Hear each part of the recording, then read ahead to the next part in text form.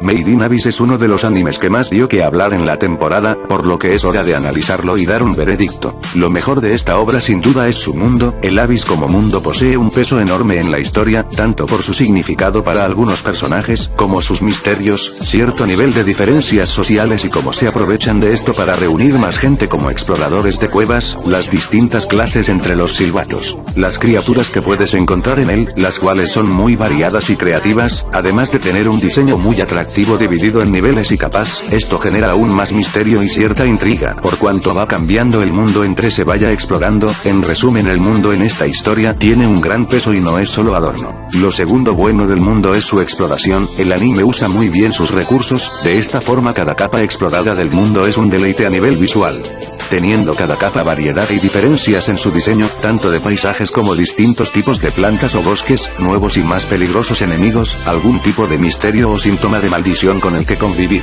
Para que este mundo brille, se necesita una buena presentación y afortunadamente la serie la tiene. Los paisajes son increíbles, la iluminación es muy buena, incluso detallando las sombras, los colores usados en distintas capas resaltan muy bien, como por supuesto serían los pozos, donde se toparon por primera vez a la criatura de los cabellos punzantes. El color azul y verdoso más los brillos de fondo pegaron muy bien con la ambientación. Aunque para la mayoría seguro resaltan más los atardeceres que ocurrieron en algunos capítulos, siendo el más destacable el primero.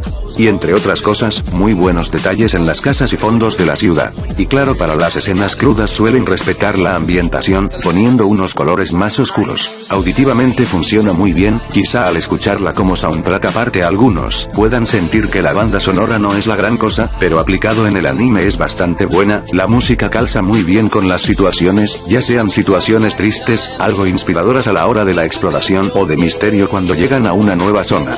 Por lo que el apartado sonoro cumple bien su cometido. La premisa es simple, una historia de aventura, la cual funciona bien gracias al interesante mundo para explorar, y también a sus personajes. Quizá para algunos la falta de acción puede hacer que la serie se ponga aburrida o algo pesada, en mi caso no la siento así, en primer lugar porque a nivel trama se están presentando muchos misterios los cuales se dan indicios de estar muy bien entrelazados. Tiene una comedia bastante neutra, a esto me refiero que no te vas a cagar de risa, pero tampoco resulta en algo detestable, irritante o odioso como en Hellsing, Goku no Brynhilde o Full Metal Alchemist Brotherhood, por lo que la comedia sí sirve para relajar el ambiente y la mayoría de las veces no es invasiva.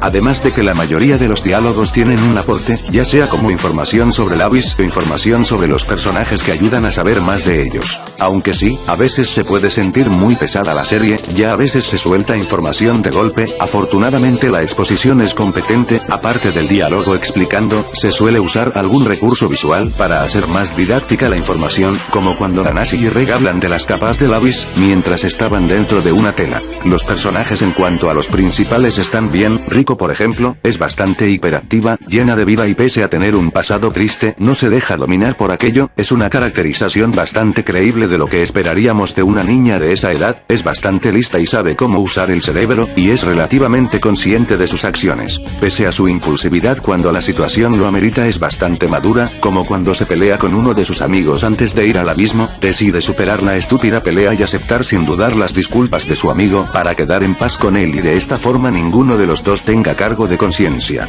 Tiene una motivación fuerte y clara, la cual es encontrar a su madre, esto además reforzado por la maldición del abismo. Todo lo que nace del abismo debe volver a él.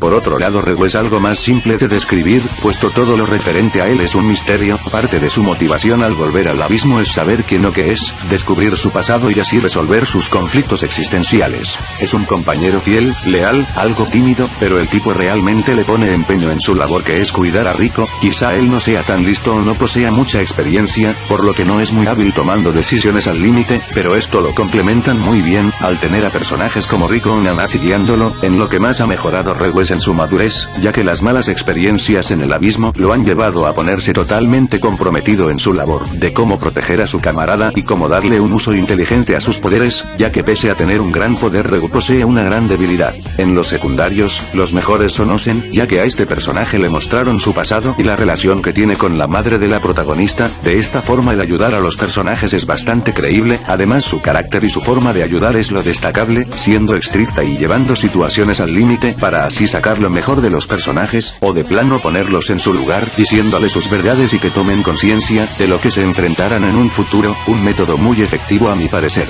Y también Nanachi, quizá el personaje mejor trabajado, al darnos un contexto de su pasado, que su forma actual sea una representación de una consecuencia por la maldición del abismo, haber aportado bastante para la trama, ya sea con información, como mentora, como sanadora y como guía, y si el ayudar a Regu es bastante creíble tras saber su pasado y ver que se siente identificada con la causa del personaje, salvar una persona apreciada para él.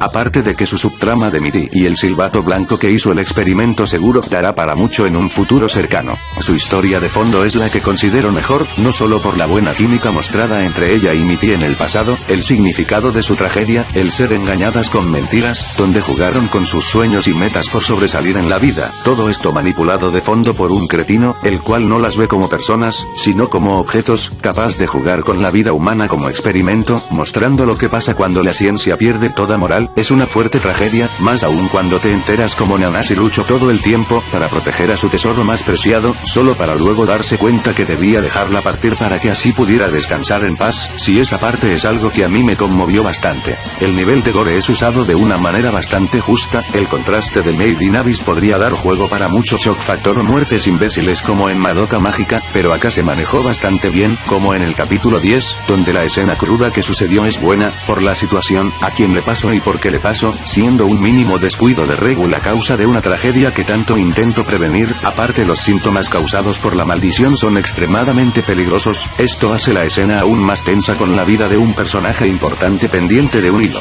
Y lo mejor sin exagerar nada, una muestra clara de que no es necesario hacer una piscina de sangre o andar desmembrando pendejos randoms, para hacer una escena cruda. La amnesia, el recurso de la amnesia suele ser muy mierda, ya que se suele poner a un personaje a recordar cosas en momentos muy convenientes para mover la trama, o en un caso cuando eres muy perezoso y no quieres mostrar el pasado de algún personaje. Afortunadamente acá se ha manejado de forma muy competente, siendo la amnesia una motivación para el personaje y un conflicto para el personaje, donde incluso la misma amnesia puede estar relacionado con el misterio de la trama principal. Aunque hubo un momento X donde la amnesia jugó un poco a favor del protagonista, la primera vez que usa su rayo láser luego de perder la memoria, digamos que recordó que tenía esa habilidad justo en el momento adecuado. A simple vista parece una conveniencia, pero teniendo en cuenta la situación de peligro, la adrenalina y como una pérdida de memoria puede ser parcialmente recuperada al tener enfrente cosas de tu pasado o revivir alguna sensación antigua, digamos que tiene su justificación. Ahora lo malo de la serie. En primer lugar, el fanservice pseudo pedófilo que tiene. Primero que nada es estúpido, digo, castigarte para educarte está bien, atarte desnudo con una cuerda es muy ridículo y exagerado. Y no es solo esa escena, varias veces se hacen primeros planos al cuerpo desnudo de Rico, lo cual no es atractivo, ni gracioso para nada, a menos que seas un puto degenerado de mierda. Lo segundo, el prácticamente nulo trabajo de personajes secundarios, me refiero a todos los personajes del inicio del grupo de Rico, los cuales no tienen ningún aporte o desarrollo en la historia, aunque claro, puede que hayan sido olvidados momentáneamente y luego corrijan esto dándole su tiempo en pantalla. Tercero, una cosa es la impulsividad de Rico y otra cosa es tomar una decisión pendeja, y el bajar al abismo con solo un puto silbato y un cuchillo de mantequilla XD, sin ningún tipo de experiencia ni tampoco armas efectivas contra monstruos es obviamente una idea retardada, más tomando en cuenta que en el mismo primer capítulo se vio lo impotente que son los personajes ante uno de los monstruos, y obviamente dentro del abismo está lleno de estos. Cuarto, en el último capítulo, para intentar suavizar el momento trágico que fue la muerte de Midi, metieron un chiste de mierda sexual sobre la pija del prota, que forma más mierdera de agregar comedia, cuando realmente ni siquiera se necesitaba comedia, una pésima transición. Aún con todo esto dicho, Made in Abyss es un manga y un anime lleno de creatividad, ambición y un trabajo como mínimo muy interesante de ver. Los 13 capítulos lamentablemente se quedan cortos y parte de la nota por mi parte se ve afectada porque esto solo fue exposición y preparación para posteriores eventos. Aún así es un proyecto muy bueno, como dije antes, aventura, un drama bastante competente que nunca es exagerado en su pesimismo, situaciones que pueden llegar a ser conmovedoras y bastante crudas. Y por supuesto buenos personajes guiando esta aventura, con una producción donde se nota, le pusieron empeño en el trabajo técnico y fueron lo más fieles posibles con el material original, donde la censura es mínima y no cagaron el argumento para darnos un final apresurado, es algo que se agradece.